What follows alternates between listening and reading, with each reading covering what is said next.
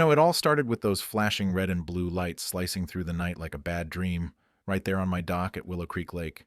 Me, Tom Harlan, just a guy who'd scraped together every penny from a dead-end warehouse job to buy this rickety cabin and a beat-up old fishing boat that reminded me of lazy summers with my old man. I'd moved out here 2 years back for some peace, away from the city noise, thinking I'd finally found my slice of quiet heaven on the wild side of the lake. No fancy neighborhoods, no endless rules, just me, the water, and the whisper of pines. But oh boy, Susan Pritchard had other ideas. She was the iron-fisted queen of the Willow Creek Shores HOA across the cove, the kind of woman who treated her clipboard like a scepter, convinced she owned every ripple on the water, even though my land wasn't under her thumb. She showed up one crisp fall afternoon, arms crossed tighter than a tourniquet, barking about how my campfire smoke was drifting her way and violating community standards. I offered her a cup of coffee, tried to laugh it off, saying, "Hey, we're neighbors. Come fish sometime." But her eyes narrowed like I'd insulted her family tree.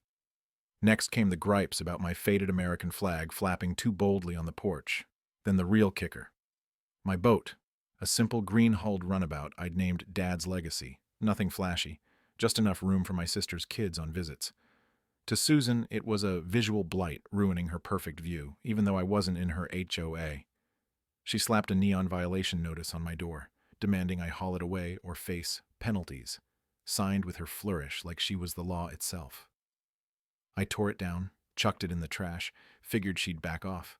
But ignoring Susan was like poking a hornet's nest with your bare hand. Things escalated that stormy Saturday when I spotted her on the bluff with binoculars, phone out like she was directing traffic. Hours later, deputies pull up, lights blazing, and there's Susan shrieking, "That's the illegal eyesore! He doesn't belong here!" My gut twisted as Deputy Mike Lawson asked for my registration. I handed it over, heart pounding, while Susan filmed with that smug grin. But when Mike scanned it and said, "Looks valid to me, ma'am. This property's outside your HOA jurisdiction," her face crumpled like wet paper, phone dropping, color draining so fast I thought she'd keel over right there on the planks. She sputtered about erosion, wildlife scares, view corridors, but Mike just shook his head. "Those aren't laws, Susan, just your preferences." And for a split second, as she wobbled back, refusing my offered water bottle at first, then snatching it anyway, I almost felt bad, wondering what drove someone to cling so hard to control. Maybe loneliness or some old wound making her lash out at folks like me who just wanted to float free. But sympathy faded quick when she doubled down. Next weekend, during a howling gale, her hired tow skiff idles up with two burly guys, Susan barking orders from the dock, "Impound that hazard now!"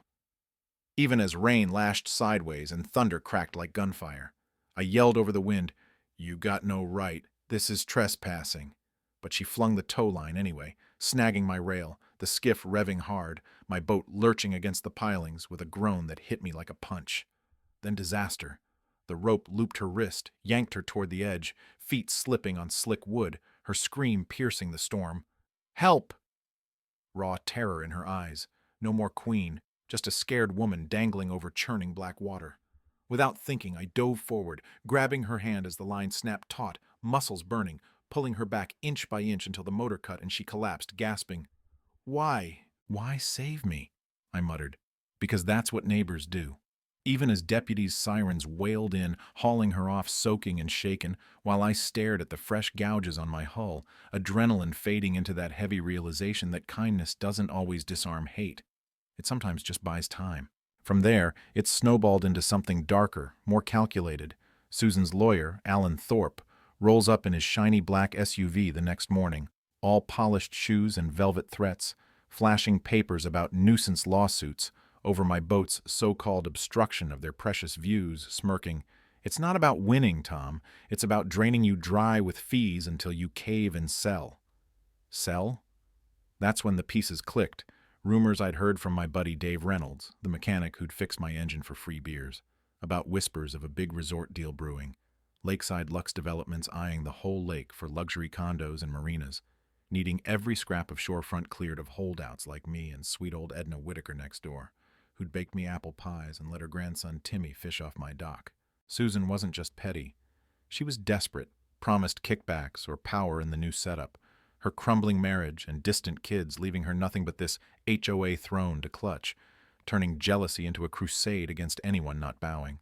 I wasn't backing down. Called in Chris Vaughn, a sharp young attorney who'd tangled with HOAs before, who filed injunctions faster than you could say frivolous, while Dave and I tightened security, adding locks and signs that read, "Private respect boundaries."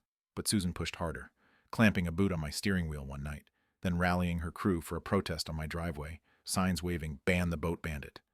As she bullhorned, "You're destroying our community." Me shouting back, "No, Susan, you're the one poisoning the water with your greed." Chris showed up mid-rant with court papers, scattering them like scared pigeons, but the real bomb dropped when flames lit the night sky across the cove. Edna's cottage ablaze, arson reeking of gasoline, her and Timmy barely escaping with lungs full of smoke, and me realizing this wasn't neighbor spats anymore. It was a war for the lake itself.